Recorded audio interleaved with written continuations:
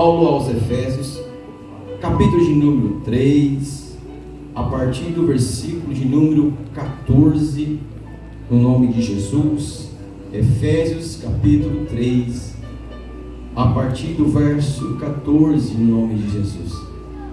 Confesso aos irmãos que quando eu entrei no meu quarto essa tarde, demorou muito para iluminar esta palavra, porque a gente reluta sobre muitas coisas, e nós costumamos a dizer que não falamos aquilo que queremos falar, mas sim que o Espírito Santo tem ministrado aos nossos corações. Eu me alegro porque a igreja do Senhor, ela está se aliando com a vontade de Deus. Nós temos sentido e vivenciado isso através das crianças, através dos jovens, através das irmãs, através dos varões, através da sua igreja, ao qual você tem se posicionado diante do Pai. Quantos encontraram, digam amém. Assim está escrito. Paulo ora novamente: por esta razão eu me ponho de joelhos diante do Pai. 15. De quem toda a família nos céus e na terra recebe o nome. 16. Peço a Deus que, segundo a riqueza da sua glória, conceda a vocês que sejam fortalecidos com poder mediante o seu Espírito no íntimo de cada um. 17. E assim pela fé que Cristo habite no coração de vocês, estando vocês enraizados e alicerçados em amor, isto para que todos os santos, vocês possam compreender qual é a largura, o comprimento, a altura e a profundidade, e conhecer, aleluia, o amor de Cristo, que excede todo entendimento, para que vocês fiquem cheios de toda a plenitude de Deus. E você diga amém. Amém. Pode tomar o seu assento, glorificando o nome do Senhor nosso Deus. Queridos, quando eu estive lendo esta mensagem, ou melhor, me alimentando desta palavra, porque ela é viva, o Espírito Santo falou muito forte ao meu coração, porque o homem comum, ele lê a Bíblia de uma forma comum, mas o homem espiritual, o jovem espiritual, a mulher espiritual, ela lê a palavra de Deus de uma forma espiritual, porque nós sabemos que não andamos por vistas, mas andamos por fé, e nós andamos pelo Espírito Santo de Deus, ao qual o apóstolo Paulo, ele diz que o mesmo Espírito, ele testifica na nossa vida que nós somos filhos de Deus e nós somos guiados por Deus. Então, quando nós olhamos para a palavra de Deus, nós nos alimentamos do nosso espírito, porque nós andamos em espírito. Porque a palavra do Senhor diz que Jesus, lá evangelizando aquela samaritana, ele diz: o Pai procura verdadeiros adoradores que o adorem. Qual é a forma? Em espírito e em verdade. E nesse espírito, nesta noite, que eu acredito que você veio a este culto para prestar ao Senhor um culto com entendimento, um culto racional, um culto com inteligência, tudo aquilo que o Espírito Santo já tem ministrado desde o início até agora. Eu acredito no poder da palavra, no poder transformador, no poder regenerador que a palavra de Deus um dia me transformou. Ao ouvir esta mensagem, eu acredito nessa noite que pessoas adentraram aqui com o coração quebrantado, crendo que esta palavra tem o poder de mudar a sua vida, no nome de Jesus. Dizendo isso para mim mesmo, eu lendo a palavra de Deus, eu disse para o Espírito Santo: Espírito Santo, eu quero sentir a palavra ao qual eu ministro. E quando nós ministramos a igreja do Senhor, a primeira ministração é que vem para nós. A Bíblia, ela é um espelho, quando ela reflete a minha vida através dela. Quando eu entendo a palavra e compreendo a palavra, estudo a palavra, muitas vezes não é para me tornar mostrar melhor que ninguém. É para que eu possa ver os erros. Em quem? Nas pessoas? Não. Os erros em mim mesmo. Então eu começo a melhorar, começo a aprimorar pelo poder da palavra de Deus.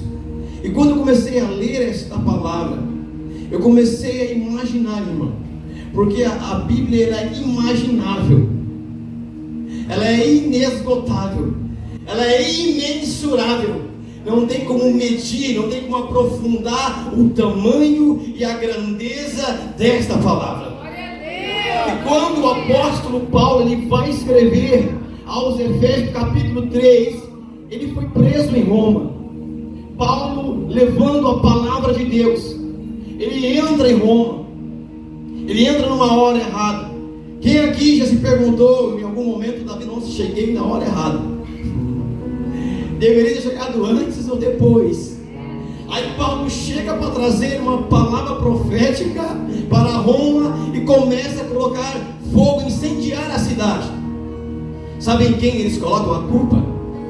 Colocam a culpa em Paulo e levam ele para a masmorra, levam ele para ser aprisionado pelo amor do Evangelho. Então agora quando Paulo vai dizer assim, por esta razão, por esta causa, eu me ponho de joelhos. Nós temos que entender qual é a razão, qual é o motivo ao qual o Paulo agora está se colocando de joelho. E o motivo era, irmãos, o Evangelho da graça de Jesus.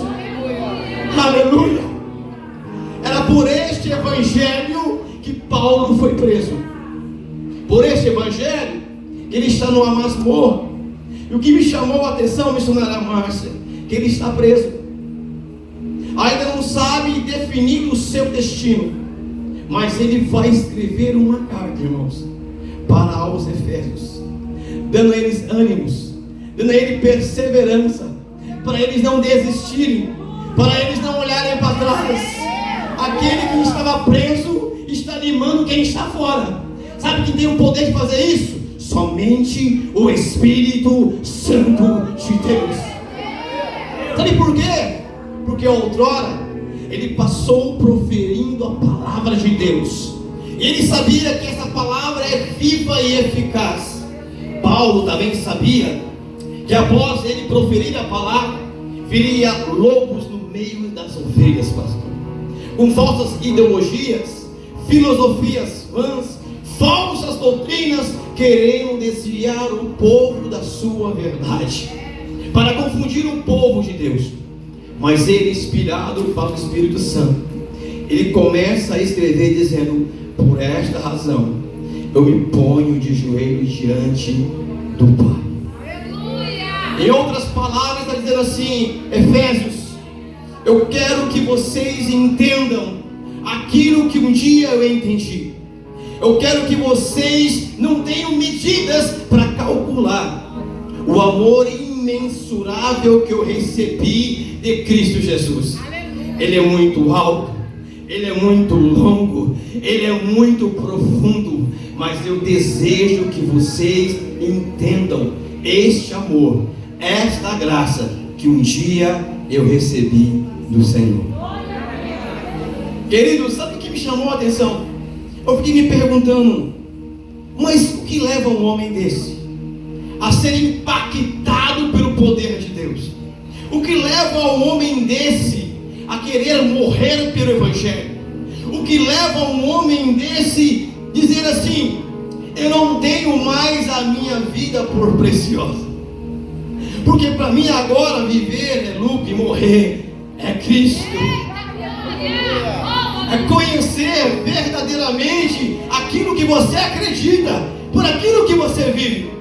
Nós não estamos aqui vivendo de brincadeira, nós estamos aqui vivendo por uma palavra, pelo Evangelho de Jesus Cristo, que um dia foi me dado, foi lhe dado, foi nos entregue pela graça imerecedora do Filho de Deus. Só que é interessante, que eu estudando a palavra de Deus, o Espírito Santo me levou no livro do Atos dos Apóstolos, capítulo 6.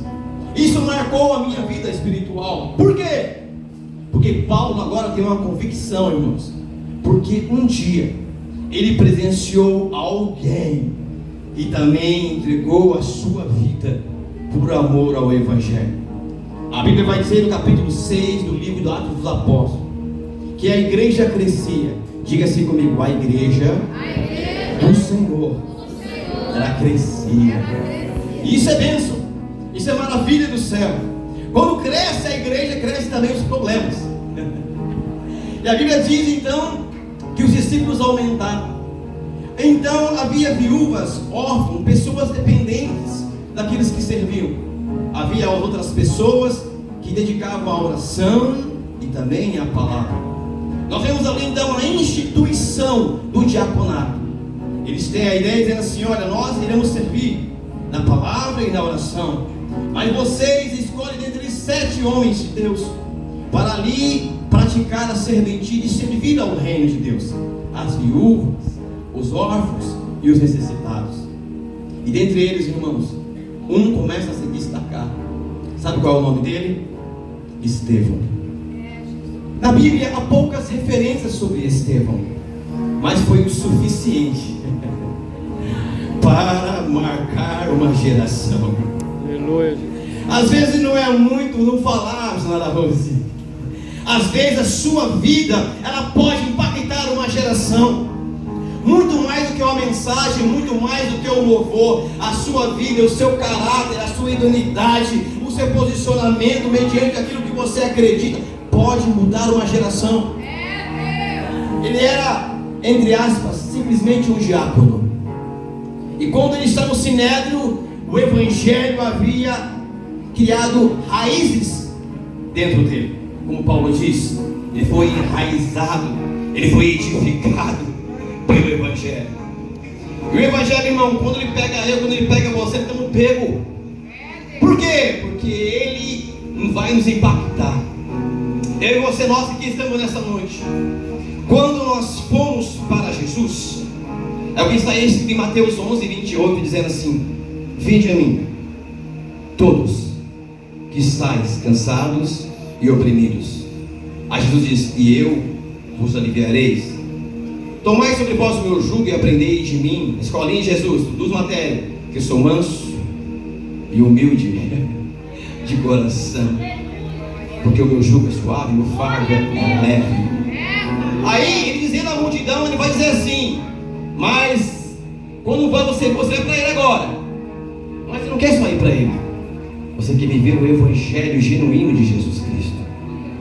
Você quer viver o evangelho do reino de Deus. Aí é Marcos capítulo 8, a partir do versículo 33.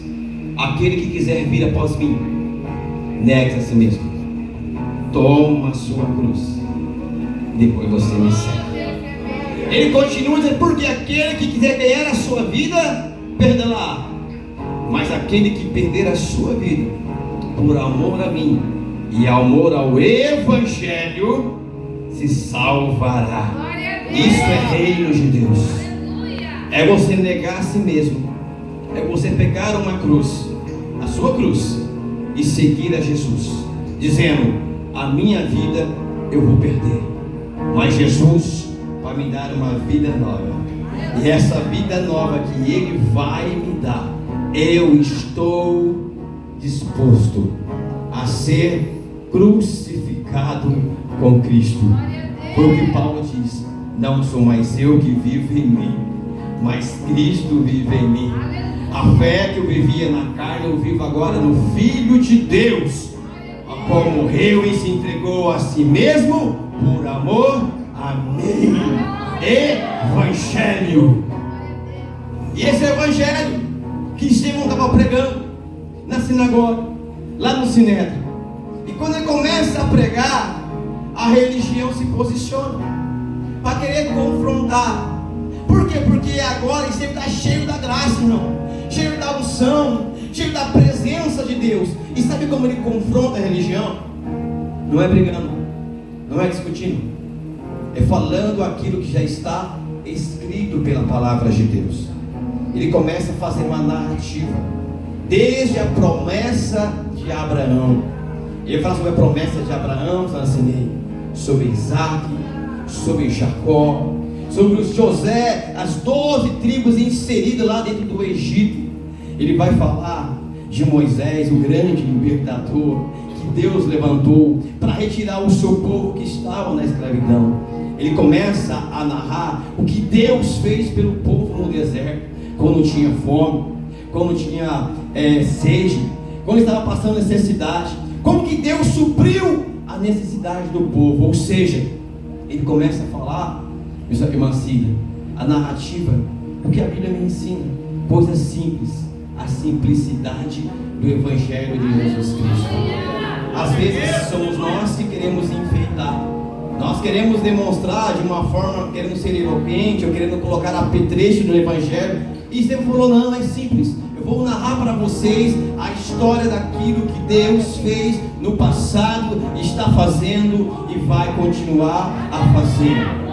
Ele vai mais adiante dizendo assim, como foi na geração de Davi, que no seu coração teve um desejo de construir o grande templo que ficou para o seu filho Salomão, e esteve olhando para aqueles homens. Ele diz assim, olha, mas não tem como construir uma casa para o meu Deus. Por quê? Porque o céu é o seu trono e a terra é o estrado dos seus pés.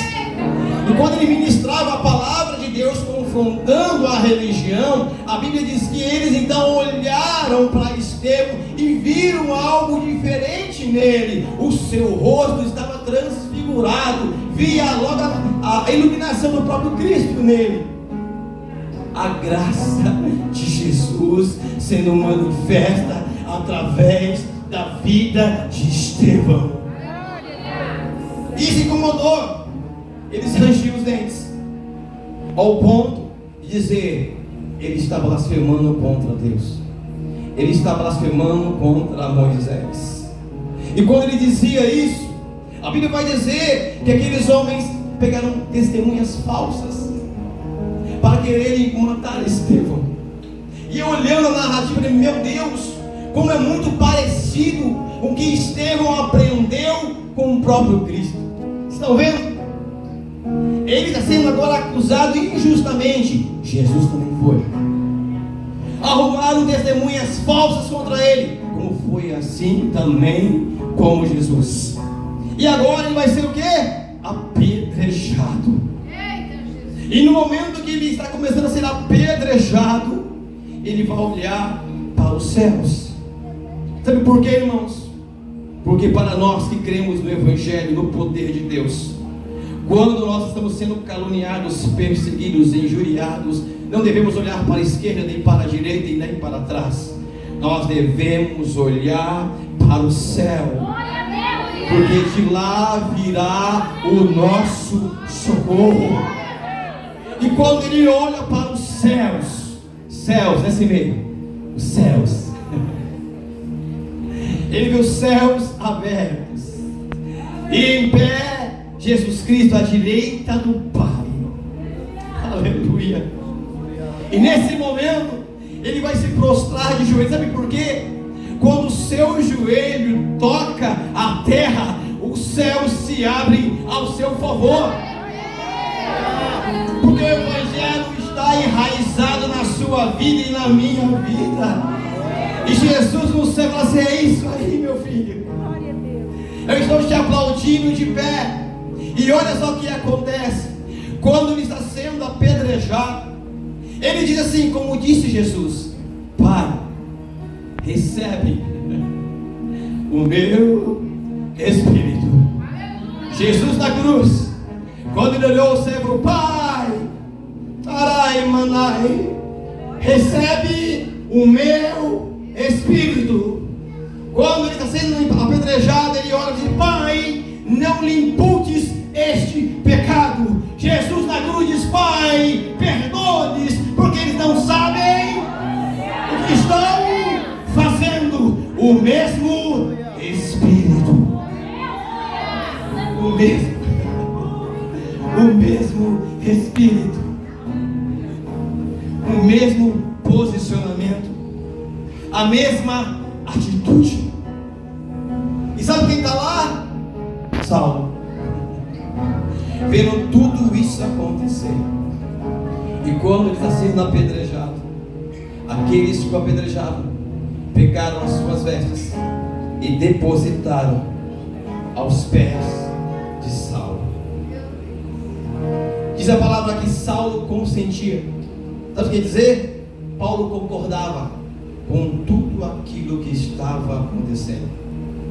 Mas sabe o que mais aconteceu naquele dia? Porque Paulo foi impactado, porque aquele homem morreu defendendo o Evangelho. Irmãos, marcou gerações. O que ele fez naquele dia marcou gerações. Mesmo Paulo querendo fazer o que era errado, porque ele continuou perseguindo os crentes. Ele açoitava, levava preso, arrastava, era o prazer dele. Mas lá do céu, Deus olhando para a terra, penso eu: ei Paulo, você nem sabe o que te espera. Dentro da minha projeção celestial, eu tenho algo para você. No capítulo 9, a Bíblia diz que ele indo para Damasco, ele vai ter um encontro, nada mais, nada menos, com o próprio Cristo. Aleluia! Aleluia! Você conhece a história? Um grande resplendor de luz toma, o envolve e ele cai ao chão. Diz a Bíblia que aqueles que estavam com ele viram a luz, mas não ouviram o que ele ouviu. Estavam no mesmo espaço físico, mas não estavam na mesma dimensão espiritual. Porque ele ouviu a voz dizendo: Saulo, Saulo, por que tu me persegues? Ele ainda não conhecia, dizendo: mas quem é que fala comigo? Sou eu, o Senhor Jesus. Por que o Senhor Jesus, irmãos, estava o escolhendo, estava o vocacionando para uma grande obra? E às vezes há muitos questionamentos no meio da igreja, no meio de nós. Quando Deus começa a levantar alguém, Senhor, começa a vocacionar alguém, como foi ali também as pessoas dizendo assim: mas este homem, mas este homem aí, Senhor, é o que persegue os cristãos, tem prazer, e vai dizer mais adiante: mas ele é para mim um vaso escolhido. Quem escolhe não sou eu, quem termina não sou eu, quem escolhe é o céu, quem determina é o céu, quem toma conta é o céu, e quem responsabiliza pela minha chamada, pela tua chamada, é o Senhor que nos chamou. E o Senhor diz para ele: ei, eu vou te ensinar, Paulo, o que é perecer por amor ao meu nome. Mas o mais importante, irmãos, é que ele estava disposto. Sabe por quê? Porque um dia ele viu, presenciou alguém morrendo por amor ao Evangelho. Eu falo isso para vocês com toda convicção, porque no Atos dos Apóstolos, capítulo 20, é ele que conta a história. Né, pastor? Ele vai narrar a história, Cláudio, dizendo o que aconteceu com ele. Então isso significa que realmente o que Estevão fez impactou a sua vida. Paulo, ele é zeloso, irmão. Ele começa a pregar, começa a ministrar, mas diz a palavra que há um tempo que ele se afasta. Ele vai para o deserto da Arábia, fica 13 anos. Sabe o que? Aprender, para ser educado, para ser instruído e para buscar uma revelação da parte de Deus. Já imaginou isso, irmão? 13 anos, deserto da Arábia, por uma revelação da parte do Senhor. Tanto é que em Gálatas capítulo 1, a partir do versículo 12, ele diz assim: porque eu recebi não de homem algum, e não fui ensinado nem instruído por homem algum, mas eu recebi uma revelação do próprio Senhor. Até a ceia a qual ceiamos, ele diz: assim como recebi do Senhor, eu também vos ensinei. Ele não estava na ceia, mas ele recebe uma revelação de como foi a ceia do Senhor. Sabe o que falta para a igreja nos dias de hoje? Nós buscarmos uma revelação no Espírito. E e vamos andar no Espírito, ser alinhado no Espírito, viver no Espírito, para adorarmos em Espírito e em verdade. E ele tem convicção disso, zelo pela palavra, e ele volta no cenário para pregar. E isso leva ele aonde? Agora, lá em Roma, aonde ele está preso. E agora ele vai escrever esta carta. Irmãos, e quando ele vai escrever esta carta, ele está instruindo a sua igreja com amor, com carinho. Porque nós, irmãos, quando temos a palavra do Senhor na nossa vida, no nosso coração, nada e ninguém pode te tirar do propósito do Senhor. Nada pode te tirar do propósito do Senhor. Sabe o que acho mais lindo? Que Paulo, caminhando para o corredor da morte, ele vai instruir um dos seus filhos por nome de Timóteo. Estou caminhando para o final, mas isso me chamou a atenção, porque ele quer edificar na sua igreja, porque ele tinha plena convicção de tudo aquilo que ele estava passando, irmãos, estava dentro de um propósito eterno. Isso era assim, muito maior do que ele, isso era muito maior que a sua ministração. Tanto é que ele dizia assim: nós estamos aqui como peregrinos, estamos aqui apenas de passagem. Ele dizia: nós somos cidadãos do céu, porque se nós esperássemos apenas nessa vida, nós seríamos os mais miseráveis de todos os homens. Ele dizia assim: gente, se prepara, porque tem algo muito maior te esperando você e me esperando. E quando ele vai escrever para Timóteo, diz assim o tema da fidelidade da pregação de Paulo. Em 2 Timóteo capítulo 4, versículo 5 e diante, ele diz: mas você, dizendo para Timóteo, seja sóbrio em todas as coisas, ele diz: suporte as aflições. Oh, aleluia! Faça o trabalho de um evangelista e cumpra. Isso eu aprendi com meu pastor: não basta ser evangelista, tem que fazer, cumprir, fazer a missão, levar a palavra, levar o evangelho. Doa quem doer, goste a quem gostar, mas faça, irmão. Se você for um diácono, cumpra o seu diaconato. Se você é evangelista, cumpra o seu ministério de evangelista. Se você é missionário, faça o serviço de missionário. Se você é pastor, pastoreie, mas faça cumprir aquilo que o Senhor colocou na sua vida. Isso que está dizendo para Timóteo: faça cumprir o seu ministério. Aí ele vai se referir para ele, irmão. Que carta linda, que declaração linda, Tiago. Ele vai dizer assim: quanto a mim, Paulo dizendo, já estou sendo oferecido por libação, estou sendo oferecido ao Senhor. Por quê? Porque o tempo da minha partida chegou. Meu Deus, está chegando a minha hora, está chegando o meu momento. Aí ele diz aquela frase emblemática, né? Que é pregada em velórios, outros colocam em cartazes, placas, estabelecimentos. Paulo que disse isso: eu combati o bom combate, eu acabei a carreira, e eu guardei a minha fé. Quando eu li essa palavra, Senhor, que essas palavras possam se cumprir na minha vida, que essas palavras possam se cumprir na vida da sua igreja, porque não é fácil, irmão. Ele dizendo aqui: olha, eu combati o bom combate. Quantos combates vocês todos os dias, nós, a igreja, combatemos todos os dias?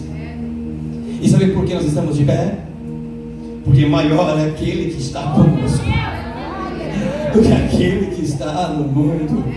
Ele diz: eu terminei e completei a minha carreira. E cada um de nós tem uma carreira, tem um tempo determinado dentro do processo, do propósito de Deus. Mas o importante, independente do tempo de cada um de nós, é que nós viemos fazer igual o apóstolo Paulo e guardar a nossa fé. E ele continua dizendo: desde agora, olha que coisa linda, irmão, está guardada a coroa da justiça, que o Senhor, reto juiz, me dará naquele dia. Ele diz: não somente a mim, mas a todos aqueles que amam nesta vida. Se esta promessa não é só para mim, essa coroa não é só para mim, essa coroa é para mim e para aqueles também que perseverarem no Evangelho de Jesus Cristo. Eu já lhe pedi para você se colocar de pé no nome de Jesus. Eu acredito, irmãos, que cada um de nós, como Paulo se colocou de joelho por uma causa, pelo Evangelho do Senhor Jesus, eu acredito que cada um de nós aqui estamos nesta noite, nas madrugadas, nas manhãs, nas tardes, nós temos nos colocado de joelho por alguma causa, seja ela pela nossa família, seja ela por um ente querido, por uma pessoa que está enfermo. Nós nos colocamos de joelho porque nós cremos num Deus que está vivo e que ouve as nossas orações. Mas eu quero deixar para você nessa noite uma palavra de esperança. Continue perseverando, porque aquilo que o Senhor fez a sua promessa, que Ele viria buscar a sua igreja, Ele virá. E isso é um fato, isso é uma realidade. Feche os teus olhos neste momento. Quero estar orando por você, e logo depois estaremos louvando ao Senhor no nome de Jesus. Pai querido, amado, de poder e glória, nessa noite eu quero apenas te agradecer, Senhor, pela tua palavra que foi ministrada, Pai, aqui neste âmbito profético, Senhor. Eu acredito e creio, Senhor, que a tua igreja recebeu, entendeu e compreendeu a tua palavra, Senhor. Eu sei, Senhor, que não temos palavras para discriminar o tamanho do teu amor, a altura, comprimento, largura e profundidade que o Senhor fez por nós na cruz do Calvário. Mas nós entendemos, Pai, pela tua palavra, Pai, que vale a pena te servir, vale a pena estar na tua presença, vale a pena continuar, vale a pena perseverar, vale a pena acreditar, porque nós cremos que o Senhor virá buscar a sua igreja, no nome de Jesus. Adore o Senhor agora, em espírito e em verdade, no mesmo espírito de adoração que você veio nessa noite, crendo na letra deste louvor, que diz assim, ó. Sim, Jesus, Ele é. Você crê nisso nessa noite? O desejado aqui. Eu creio nisso, Jesus. Mas nada se comparará com a glória que há de vir. Sim, Jesus, eu creio. Algo maior, algo muito maior para a sua igreja ainda. Eu não sou Você não é daqui. da casa boa.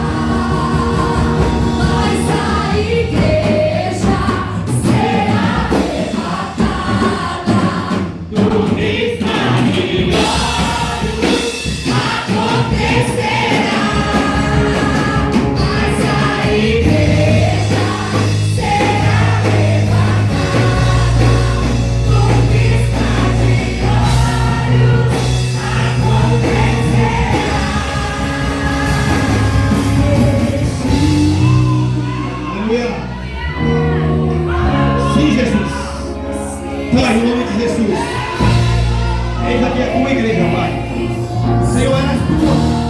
Nós somos a noiva e aguardamos, Senhor, a tua vinda, Senhor, a cada dia nos preparamos para o grande encontro com o nosso noivo.